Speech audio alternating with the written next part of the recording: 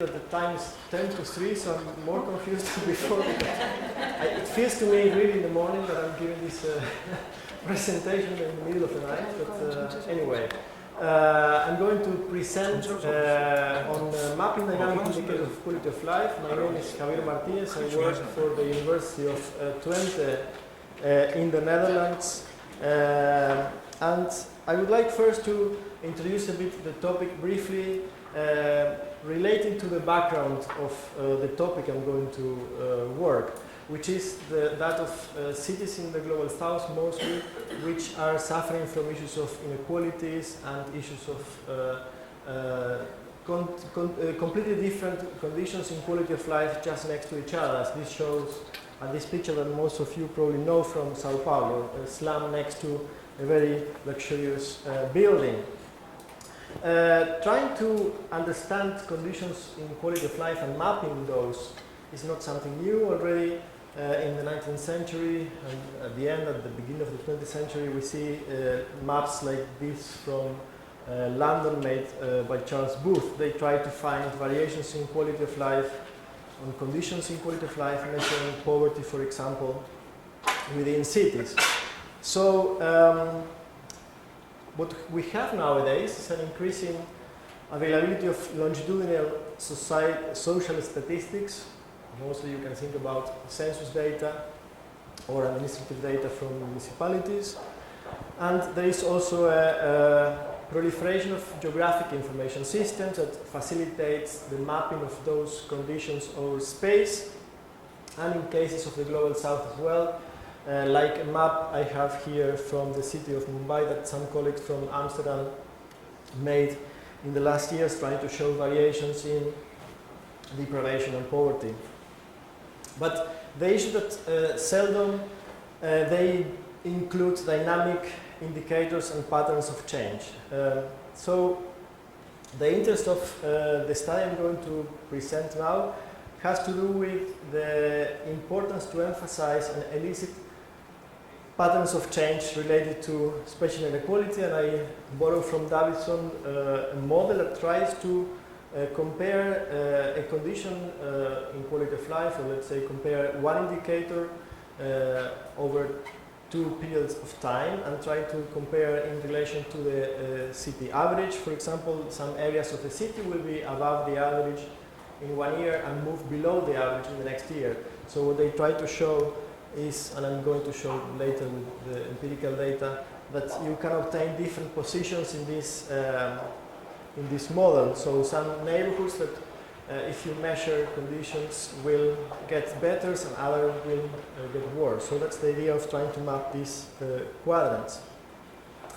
It has also a social justice perspective. Most of the research I have done takes into account the idea of mapping patterns of inequalities in quality of life conditions in order to elicit these inequalities and try to improve and try to inform policy as well to change those conditions. The methods I used are related with, first of all, I have to say that I'm going to show the application of this approach with one indicator I chose in particular, which is overcrowding. It's also insufficient living space, and that was an indicator earlier. I found that in the city that I applied this case, which is the city of Rosario in Argentina, was one of the issues that policymakers were most worried about. It has to do with inadequate housing conditions, so people living in houses which are too small for the amount of persons living in the house, for example. And it also correlates highly with many other indicators. So I used data from 1991, 2001, and 2010 coming from the census, and I mapped them also using GIS. The idea was to find neighborhood areas in the city of Rosario that were above or below the city average in relation to this indicator, and in general, if the areas are above the mean, the city average, they were considered better off areas, and if they were below the mean, they were considered worse off areas. and if areas were close to the regression line, they were considered as or classified as areas that had no change in that relative measurement. So this is the sort of outputs that you can get when you do this sort of analysis. So you see all these little points, they belong to the neighborhoods that you have in the city of Rosario. Rosario is a city, as I said before, in Argentina. It has around 1 million inhabitants, 150,000 approximately living in slums. So there are a lot of contrast in the city, and the government already in the 1990s divided the city in 6 districts with the idea to try to monitor conditions and to try to also see if they can equalize the situation, the different quality of life situations in the district, which is a challenge still nowadays, and the data shows that still remain the case. As I said before, I compare 1991 and 2000 and then 2001 with 2010. Here we see the graph of 1991 and 2001. Cannot see very well from here, but you see this vertical line and this horizontal line, they represent the average at city level. So clearly each of these points will plot below or above, so you will see that some of them remain under the city average, so they have low overcrowding. So they are typically the better off areas, and they are mostly located in this part of the city, the city center. So all the points, all the neighborhood areas in the city center belong to this better off area. Interesting also to find other positions in this graph, like inversion to better off, and these are neighborhoods that were in 1991 having high overcrowding, but in 2001 in relative terms they were below the city average, so they improved the condition. And here we see 2 other neighborhoods that have a worse of divergent situation, which is that they are moving away in relative terms and getting a worse situation. This, of course, especially if we see these 2 points here and these 2 neighborhoods there, they are also clearly visible when you measure absolute number of overcrowded houses. Clearly, the change over time, if you compare 91 with 2001, the red areas are the areas that had an increment of overcrowding. When you compare, again, 2001, 2010 in relation to the other 2 years, so that's the latest census, we see still that the neighborhoods in the city center, they are those that are clearly better off, remain stable in terms of overcrowding. And the issue is that as different, in contrast to the previous graph of 1991, 2001, there was no neighborhood that moved to a better off or favor off condition. So these are the things that you can try to show. So you can show neighborhoods that improve over time. And you can map all, I don't have time to explain all the possible outputs, all the possible conditions in the conceptual framework, but basically in green you see areas which are stable and better off. So the left-hand side is 1991, 2001, the right-hand side is 2001, 2010. So we see that this color-coded category, which is inversion to better off, so areas that were worse off and became better off, are not appearing in the last census. And you can identify also areas which are worse off and if they are stable or not in relation to their relative position. How am I with the time? I think we are okay. I was trying to rush a bit, but now I have a few conclusions to finalize and share with you. Maybe we can discuss, and you can help me also in trying to move further on this. I think it's important that, or from this experience, it's important to see there is a capacity and potential of dynamic indicators, but I think that it's important to take into account the specific policy requirements and the context. And I say that looking into, or thinking in particular, the choice I had of taking overcrowding, which was clearly one critical issue in that local context. For sure, overcrowding might not mean anything in another context, but that was a key element of spatial inequality for that particular city. More issues related to the mapping, and that's one is also the representation, which was also the aim of the research. It's important that the scale we use in the measurement units are meaningful to policymakers. So the data comes usually as census tracts from the census, but the visualization is based on neighborhood areas, which are administrative units which are meaningful and relevant to the policymakers. So in this city they talk about neighborhood areas. Policymakers will not talk about census tracts. So if you show a map with points of census tracts, they will not get it. So that was an important issue to take into account. There is a clear advantage, I think, that nowadays we all know or have, that it's very easy with GIS to produce map with census data, and that you see more people mapping, but we should be also aware that not all dimensions of quality of life and inequality can be spatially represented or be translated into geographic context meaningful for policymakers. And some challenges which occurs in many contexts is boundary changes. We know that the census tracts, the geography of the census sometimes makes it difficult to have comparisons over time, because the boundaries of the tracts change and it's not always possible to nest them and to make comparisons.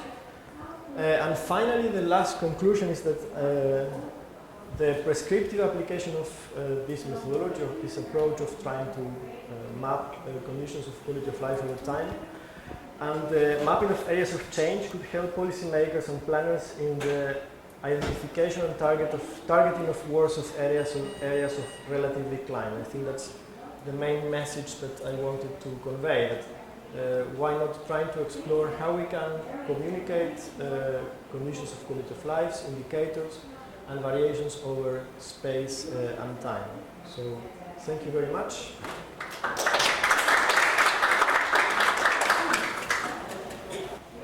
Okay, well, this presentation focuses on a toolbox that we've developed in the context of the Management Institute for Quality of Life Studies.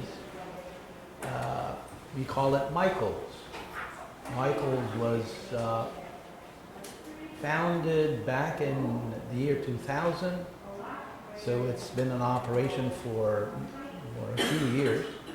And we're doing a whole bunch of things to help. I mean, the basic mission of MIQOLS is to propagate the science of quality of life studies and well-being research. So the idea is to be able to help disseminate the knowledge, to get practitioners, policymakers, decision makers to be able to use the science of quality of life in the best way possible, so that, again, that science would be useful in so many walks of life. So what I'm going to do is I'm going to show you what we've done in relation to developing a toolbox that would help decision makers, policy makers, practitioners of all kinds to use indicators of quality of life. This is the main site.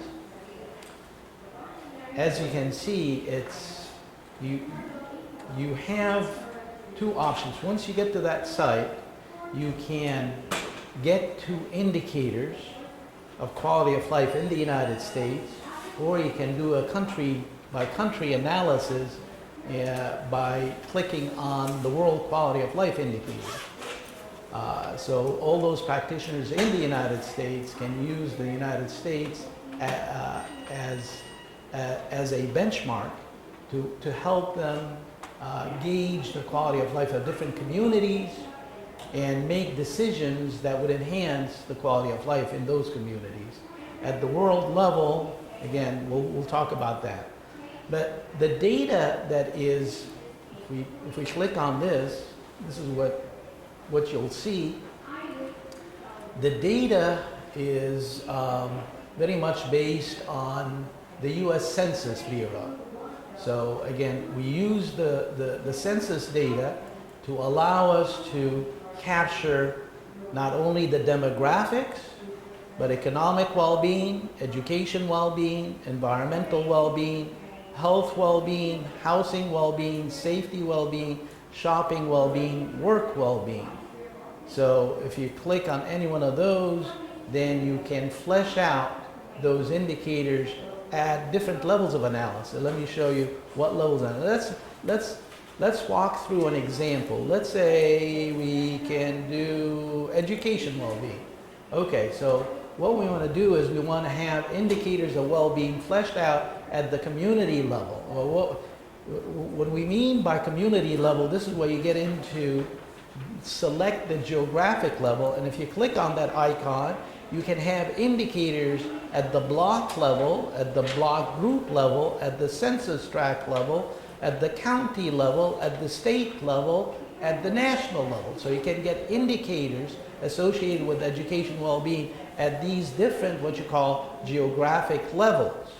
So the most micro would be the block level, and of course you can get indicators at the national level in relation to education well-being.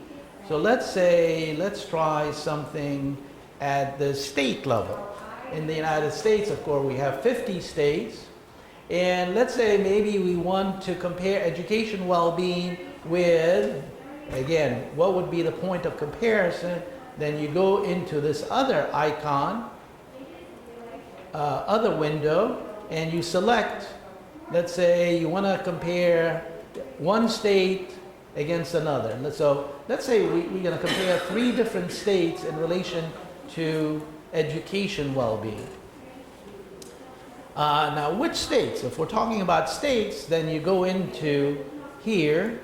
We have 50 states in the United States. And let's say, for the sake of simplicity, we'll compare Alabama with, how about California with, how about Virginia? So what we're doing is we're comparing the effectiveness of education well-being, or the outcome of education well-being of Alabama, California, and Virginia. And then you go down there and you have the option of doing this kind of comparative analysis using the most recent data versus a time series. Well, let's try the most recent, and then you click on submit. And voila, you end up with the outcome, and the outcome would be, these are some of the educational well-being data, indicators that we have in the system.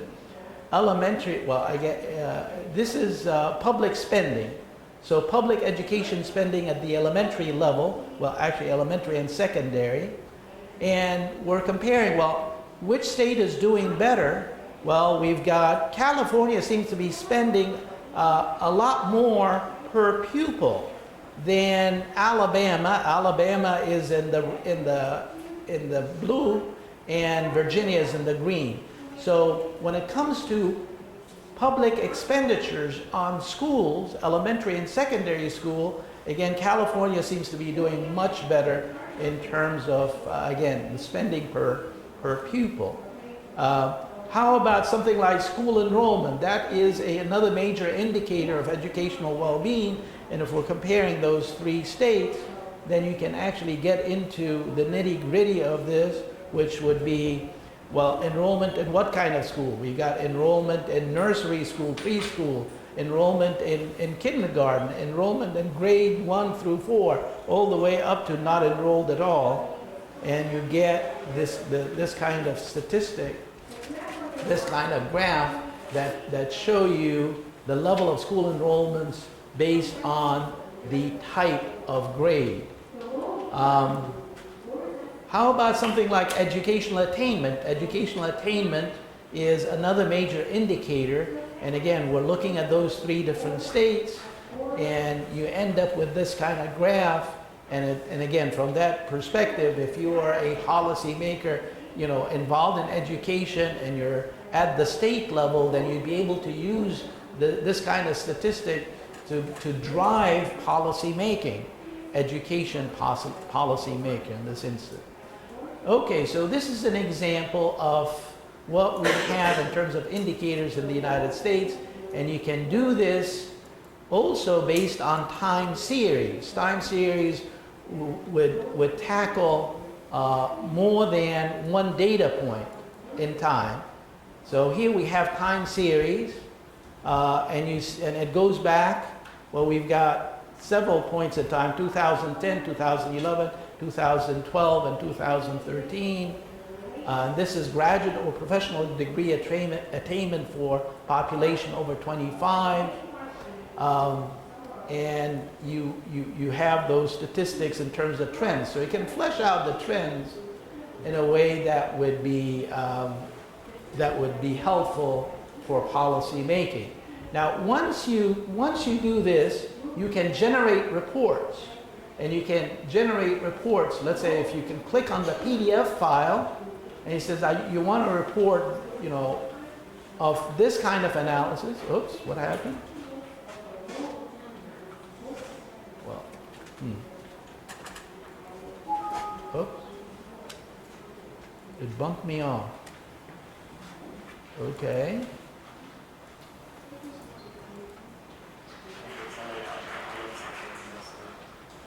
Yeah.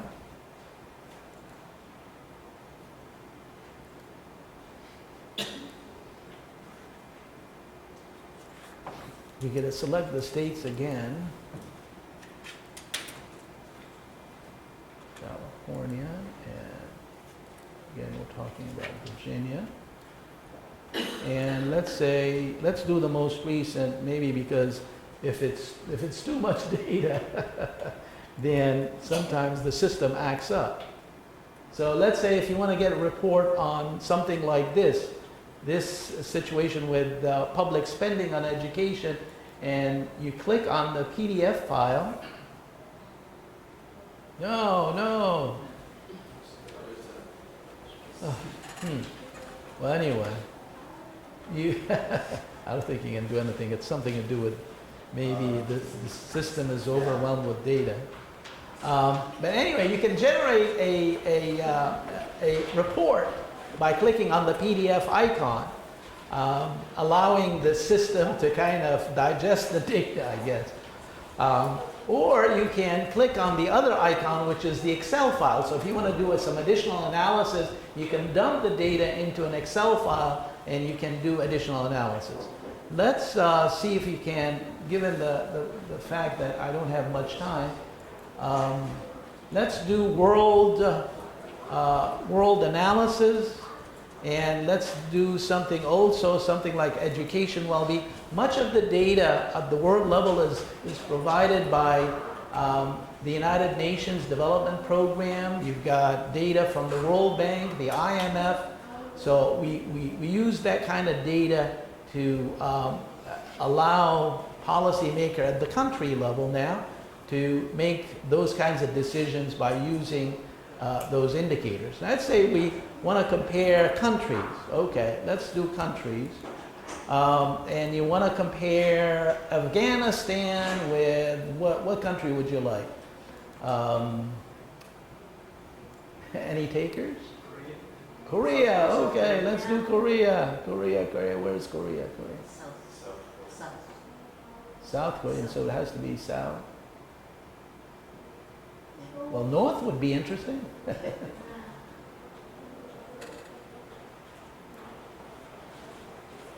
So it has to be the Republic of Korea, right?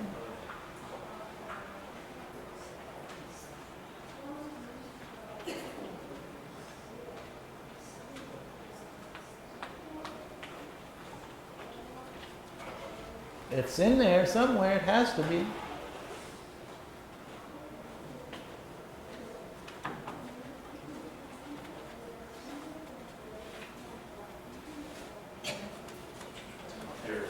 There it is, Republic of Korea.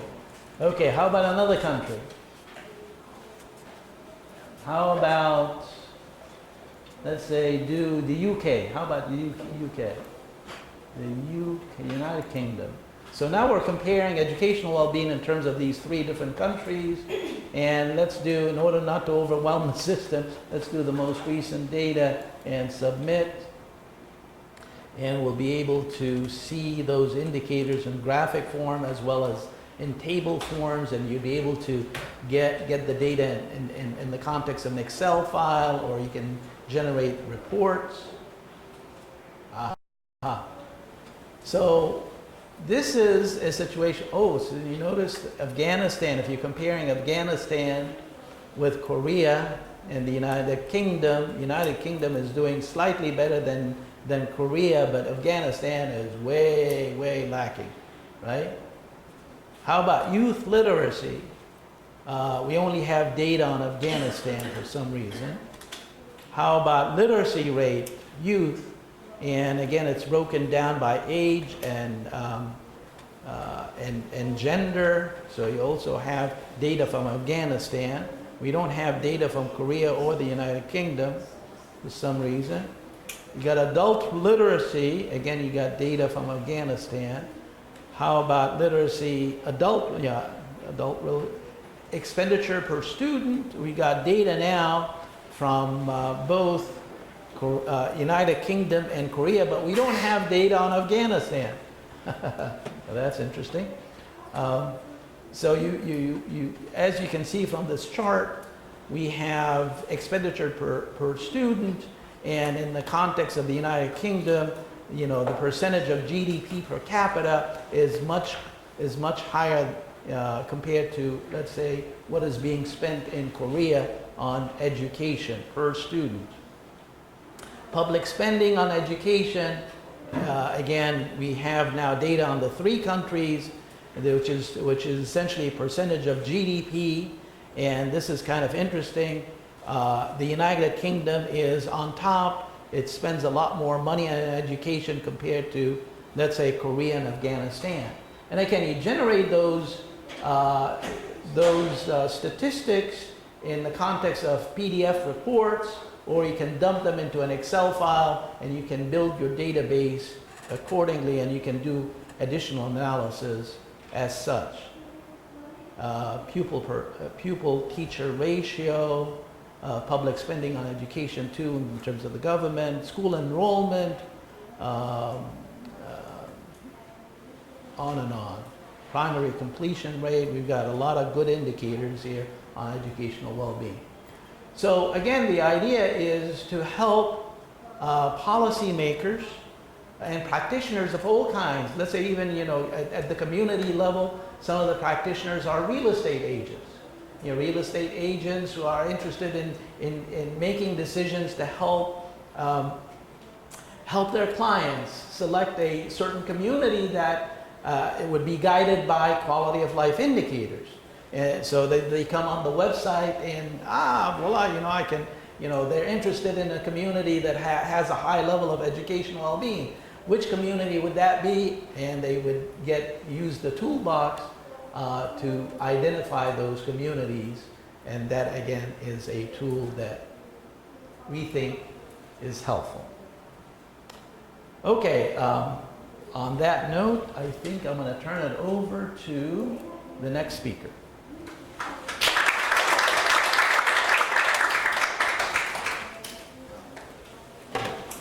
Good morning.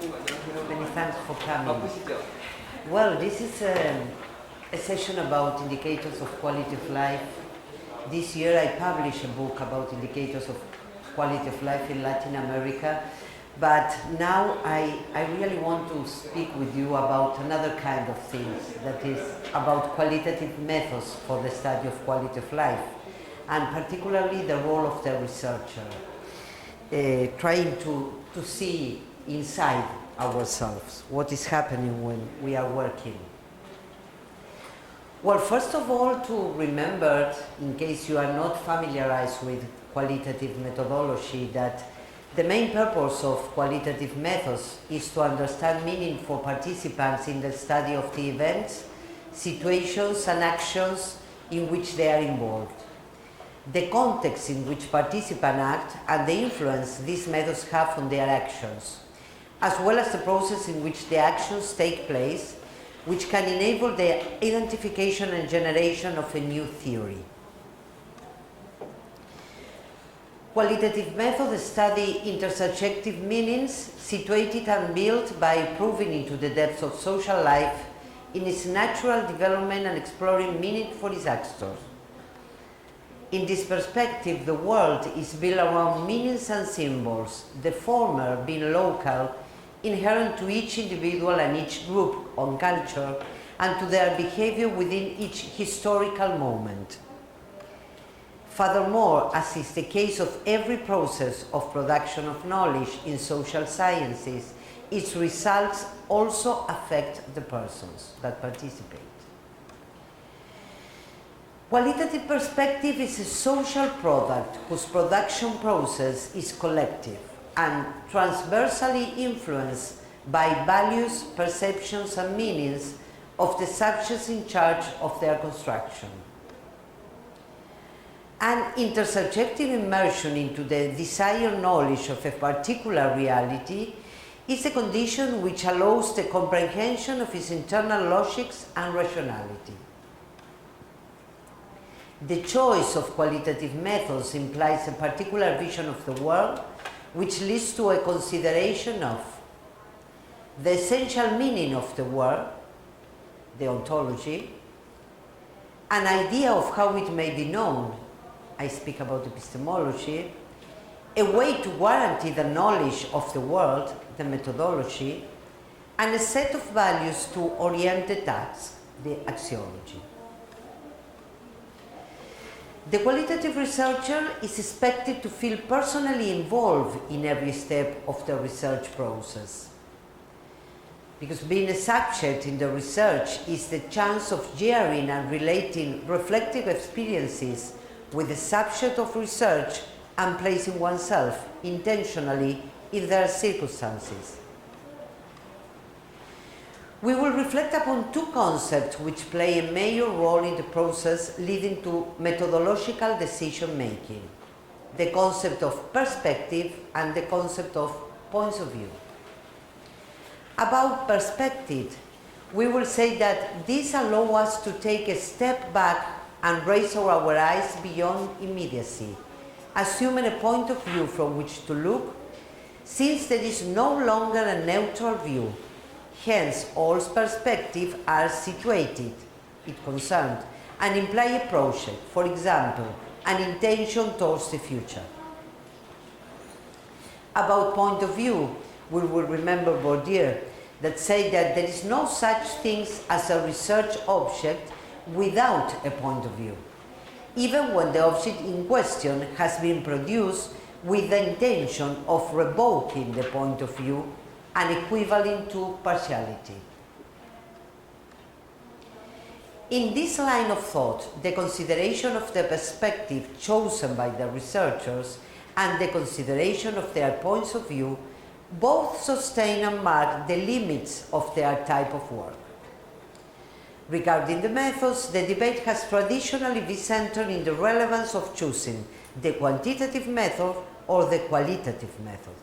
And in this sense, we are aware that each of these options implies a number of specifications, characteristics, advantages, and disadvantages. Likewise, it is important to remember the place of sensitivity in this process. Being sensitive means being able to penetrate and give significance to incidents and events shown by the data. Thus, personal, professional experience may increase that sensitivity if used appropriately.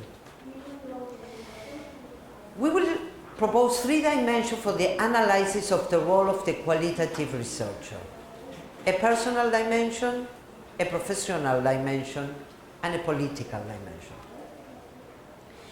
We speak about personal dimension, that it is centered around the perception and personal experiences of the persons, at an initial stage, and though it is essential structuring dimension of every research process, it is not always considered first in the academic scope.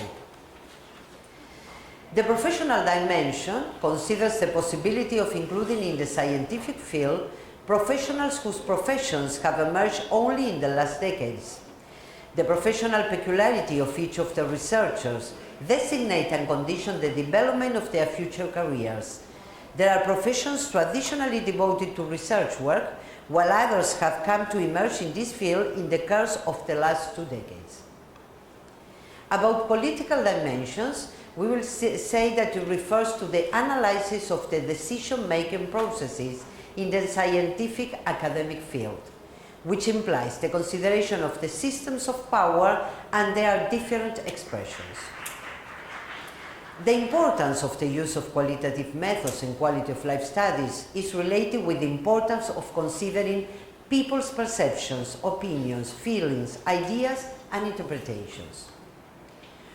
Well, last year I published a book called Qualitative Studies in Quality of Life, Methodology and Practice. It's part of SIR series, the volume 55. The book is organized in 2 parts. The first one dedicated to theory and methodology. We speak about relevance of the use of qualitative method for the study of quality of life, the qualitative research in the quality of life field, the role of context and culture in quality of life studies, and the integration of qualitative and quantitative methods in quality of life studies. In the second part, there are some cases: qualitative methodology in geography, contribution to the study of quality of life, qualitative studies in health-related quality of life, the case of young people living with AIDS, children's quality of life in the Caribbean and qualitative study, qualitative studies of young people quality of life in urban and rural areas, young people's rural quality of life in the Colombian Andes, a qualitative study using triangulation, and a qualitative study on yoga practice in quality of labor life. Well, to finish, because we have only a little minutes to remember an idea. Adopting a particular methodology implies a philosophic, theoretical, and political decision. And in the case of qualitative methodology, it is an essential approach in understanding people's experiences of well-being and discovering new issues related to quality of life. Doing qualitative research is an intense experience. It enriches one's life, it captures one's soul and intellect. Well, this is the places where I work in 2 different universities of my country, Argentina. Universidad Nacional de Lomas de Zamora is a state university, and Universidad de Palermo is a private university. Thank you very much.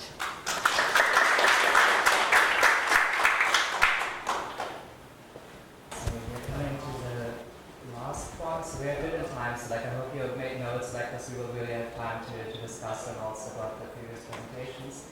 So shortly to introduce myself, my name is Ludwigs. I'm a psychologist and economist, and I'm the founder and director of the Happiness Research Organization, which is an independent research institute based in Düsseldorf, Germany, that's specialized in measuring subjective well-being, quality of life, happiness using modern technology. And so we started this like 2 years ago, and so pretty exactly 2 years ago. And with an initial idea, and just try to cooperate especially a lot, which is the meaning of the word organization, the institute's name. And so that's in the end that we cooperate with a lot of different universities now and different public institutions, as well also with different corporates, which is to link and apply especially also quality of life research and happiness research. But today it's like on the one side that you can really understand like the second part, the well-being test category.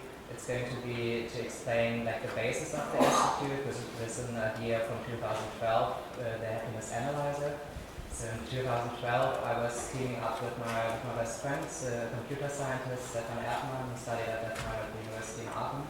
And because I was just feeling that we had, by reading a lot in quality of life research, well-being research and so on, I just had the feeling that we have a good knowledge about which factors correlate with happiness, For example, like if it basis is the 30-year-old work or 30-year-long work from the feminism of the world elevators of happiness. But the problem is when we are just asking people like once a year or every other year, just how they feel and how happy they are and how satisfied they are with their life and others, that it's really hard to understand the underlying mechanisms and to really find efficient ways to make people happier. And so based on this, I was in the end like approaching my best friend and was just asking him, okay, when we use modern technology, wouldn't there be an option to like find more accurate measurements, especially for subjective well-being? And so now it's a bit nicer looking, but so in the end I was just sketching for him an onion model. And so just an onion with 3 major layers in it. So the one layer is the general measurement layer, so which is normally that based on the OECD guidelines on measuring subjective well-being, so which is just really cognitive. So you're still like asking people just at certain time points just to answer a question like how satisfied are you with your life all in all. And so that's something where people definitely need to think really about something, and it's something that's then kind of abstract. So that's why we applied the day reconstruction method from Nobel Prize laureate Dana Kahneman to have an activity-based measurement. So just asking people in the end to reconstruct their day in episodes, for example, having breakfast from 8 to 9 a.m., and then to ask them how they felt in this episode. So like this, we can zoom into daily life and just have way more accurate, closer to everyday life measurements to measure subjective well-being. But the third level, as this is still a reconstruction, is the experience sampling, like to ask people right in the moment itself to have a more affective instead of a cognitive measurement, so just for subjective well-being. So in the end here, just notifying people and asking them in the moment itself how they feel, what they do, with whom and where. But the main thing is like all of these 3 layers are in the end, like the idea was that when we can measure like at these different points in time, that we can definitely like have a more valid subjective measurement, which turned out also that this is mostly the case. But the main thing is that we still should add also like objective markers, which is the frame around of this idea. So like just to add biological markers, other markers, so just to make a measurement model for subjective well-being more valid. So that was the basic idea in 2012. We started then as students just to develop this, got funded 2 years after, and now like this adaptable research tool was like applied last year like in over 20 research studies, this year like in over 30 research studies, so just to measure constructs like subjective well-being in a more detailed way. To give you a feeling, so just a bit, I will just show you a quick screencast. So where you can see the basic modules of the layers. So the one thing is that you can ask like in an app just like very easy and all items, so subjective well-being questionnaire. So it's just that you and participants you need less time in the end to answer because an app can score for them. And so like this you can just ask different questionnaires here. The other part is just to ask people right in the moment itself, which is like a text notification in the end. You're just asking how you feel right now, and then it's different answering options to make it simpler also for the people then to have to give like the full information, what they do right now, where they do this, and with whom.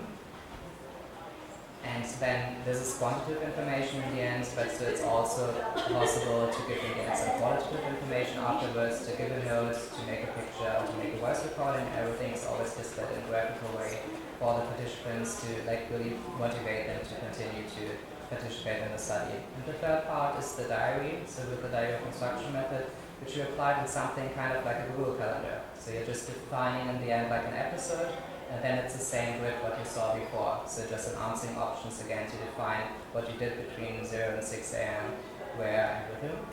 And so you do this in the end for the rest of your day, so which takes still some time, but so it's quicker than when you do it in a paper pencil survey, for example, and then you reconstruct and try to think about how you felt in this episode.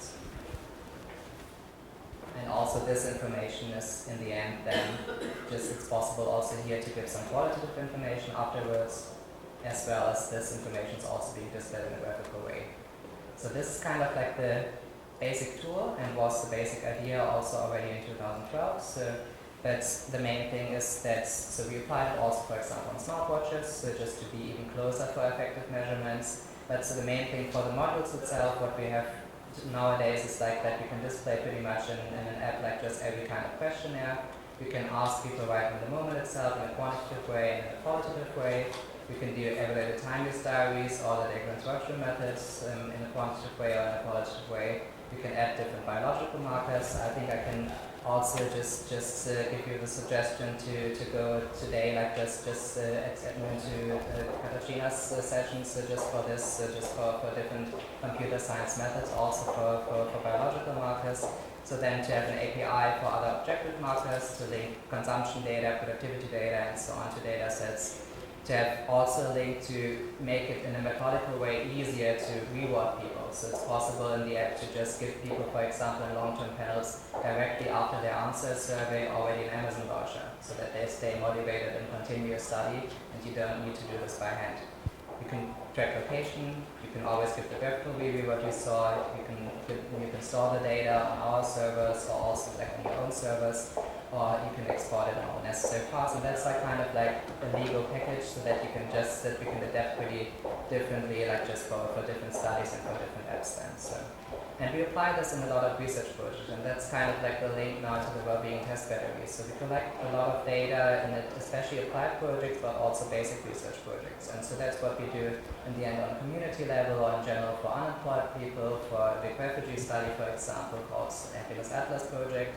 Happiness monitoring and employee surveys, so we try to understand better the link between happiness and productivity. Happiness check customer surveys, so where it's more to really understand different products, different interventions, trainings, so just what effect they have on people's life and feelings. Happiness monitoring is a project to make life coaching more empirical, and Happiness Magazine is more an information project. But the main thing is we collect a lot of data. And so the main topic about this talk today is about the well-being test battery. So the idea behind this is that it's really important to set up like a metabasis for having a good analysis on a psychometrical point of view. And so the main thing what we did is that we figured out a lot of different columns that we thought are really important in a psychometrical point of view for subjective well-being measurements. And we just try to find, in the end, the main goal between this long-term project is to find always the most complete, but especially also the most efficient measurement for every study. And so the main basis for this is the World Database of Happiness. So one thing would come make it like to Seoul this year, but for Ludwigs, I hope that most of you are aware of this tremendous work from the last 3 decades. So we were just redesigning the World Database with them together and with the EU group in Rotterdam, so just for the past year. And so it's going to be launched in the next few months, so just to make it easier to access the data and the work that we put in there. But the main thing is that there's like on different happiness measurements also like really a good basis from his work. That we used in the end to put into our database, into these columns, to really have a good basis of all the different measurements that were being used in the last 3 decades for measuring subjective well-being, happiness, and also different quality of life indicators. And so this is in the end the point, like when we work and when we apply in the end like the happiness analyzer for a study, it always works on a meta level so that we always define in the end which items are being used. We define then when it's a bunch of different items, so we define that as a questionnaire, or even then as a questionnaire block, or as a whole survey. We define clearly what are the in-app visualizations to control for own effects, and we also mark which objective markers are being tracked in which study. And so this is in the end what we define, and just give like a description in the end for every item.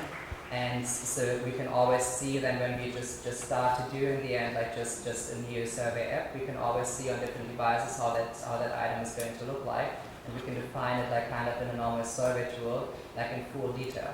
The main thing about it is that there is a syntax behind, and we work on this like continuously now to make sure that we can really build statistics for the different items, to really have kind of like a good meta-analysis, a good basis in the long term for all of our studies to see how to find the most efficient and the most complete measurement for like the different studies. And so that's in the end the statistics that you can see there, and then it's also possible like to make an export in the end, just like on combinations of different measurements, but you can export especially like in a meta-analysis here, for example, like all the different psychometrical values, for example, on the satisfaction with life scale from Medina. So just to make here a meta-analysis on it, so without like just having to get all the data from different sources in there. So that's kind of the basic idea between the well-being test battery. It's something that's going to continue and need to grow, so like just over the next couple of years. But so it's just like something that I wanted to share already in this ISQOLS conference here, because it's kind of like a mindset thing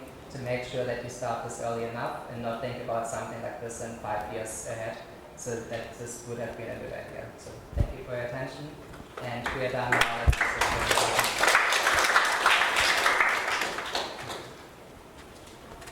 So we have really, I think, good time left. So we have 20 minutes left for questions. So like this, I will also just sit down and you're free like just to ask us presenters so like anything to what we presented.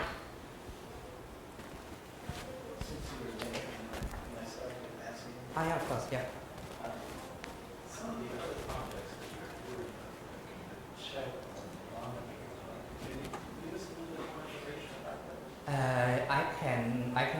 I can do this. So I just want to make sure that also for the others are enough time for questions. But so the main thing is, so it's to make sure that you can really apply also these projects, right? So and for example, in the monitoring, so what the main thing what we do is we build in the end app-based employee panels. So in the end, when we go, for example, there's a study running with Accenture right now. So like just in the end, on like one date, all the Accenture employees are downloading in the end an app, which is measuring their subjective well-being, work engagement, commitment, and so on. And on the other side, they also are asked to do like one time a diary, so like the kind of like the diary construction method, but not just asking there how they feel in certain work episodes, they also how productive they feel. So just in certain episodes. And like this, you have a nice link between subjective well-being, work engagement, and so on, and also like productivity measurements. And then we link this in the end just with objective productivity measurements, sales numbers, and so on. So just to really make sure that we can answer really the question in what way subjective well-being can really have an effect on like productivity to get in the end like a better outreach, like also like to the corporate sector, like because it's hard when you think you also have your experiences when you just talk about like a happiness survey in a corporate. It's pretty hard to really get like a higher management level to listen to you. But when you combine it with productivity and you kind of like talk also in their terms, then we saw that this is way more interesting, and so we hope that's especially also there in the long term that we can answer this question of the link between happiness and productivity on like more like an applied basis in a better way.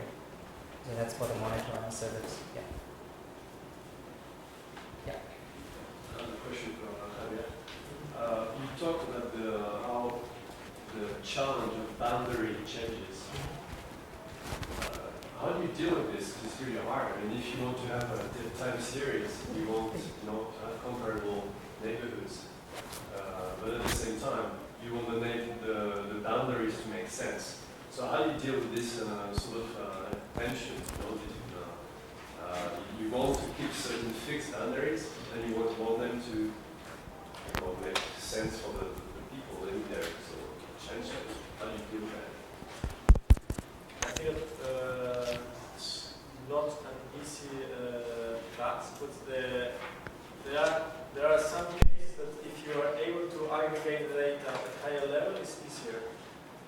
So the boundaries change certainly at census tract level, but the advantage if you use enabled boundaries, the enabled boundary will be more stable, and then you can nest the census tracts. So maybe in 1 year you have 2 census tracts, and another year you have 3 and another 4. So the boundaries within will change, but mostly at census tract level. And I think the advantage in some cases you have data block level is that then those issues are even less problematic, I would say, because then the blocks will be just a block, and then you can group blocks. Yeah. So there are kind of things, I think also Peru, for example, has they disclose data at block group level, but for privacy issues, there is a law that they don't disclose data at block group level. If that changes, then it's easier to solve that. I am President Professor Tonon. I am a professor for Korea University. My major is public administration. I have 2 questions. What are differences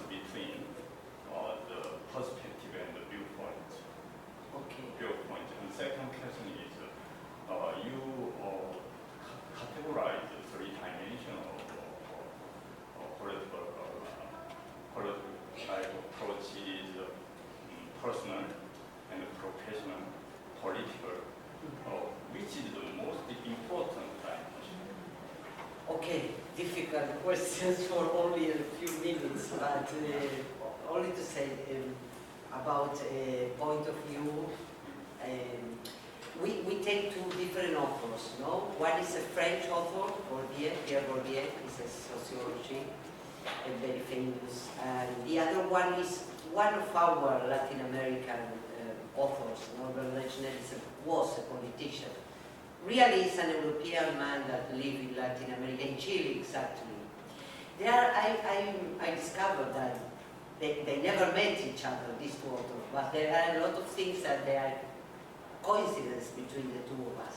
But there are little differences, because the point of view is more related with the actuality, the current things, and the perspective is more related with the future, you know, when you are thinking the researchers. And the other thing is about what is the most important of the three dimensions. Well, I must explain to all of you that I think these three dimensions think in particular in Latin America, because the political dimension really is the key of the life in Latin America. Yes, all the things are political things, all, whatever you can imagine. And in considering the life of the research, our daily life, we are really depend of the political parties. Even we don't want this kind of life, but it's really a very big problem we have. We always have, and we don't know how to really resolve the problem. This is the idea. And I think that perhaps these kind of things happens in other countries with some characteristics. I don't know exactly like Argentina, but quite similar. No? This is the idea to continue thinking about how this dimension condition our daily life and how to do to solve the problem. Thank you for the question. I'll let continue the discussion with Graciela. Oh. So we talked, you presented there are perceptions, feelings, attitudes, needs, new issues. Am I right in thinking that we need to go into new theories and ground these variables into new theories? Is that what will happen next? Well, in this first book, it is only a little bit, but it's a particular situation because we have at the same time, with a difference of 1 year, two quite different books. A book about quality of life indicators in Latin America and a book about qualitative studies. No? But we are trying to have a relation between the two possibilities. So we are now beginning to work about mixed methods. Yes, but for us, I don't think about for all the people, but in our region, the difficulty is that most of the indicators we use are think from another point of view and from another culture, and we take it and try to use in our culture. And sometimes it's not that the indicator is bad, it's that the situation is quite different. So we are thinking about the definition of the concepts. We are doing deep in this, trying to go ahead with new theories, but this is a long way. And now we will have another book next year about this. Yes, but I just wanted to hear that there's a way of getting new theories. That means that new theories are necessary to explain what you think. Thank you. Okay, I have a question for you. I was just wondering, how long did it take you to do the quantitative research? Because I'm also thinking along the same lines in my community, because again, we don't have this data. So where to start, I think probably that would be a good place, because you're talking qualitative and perspectives, different points of views, and then the quantitative. And then probably you're thinking of it. So I want to just get an idea how long. And then the test battery also. I can see it's also driven so much technology.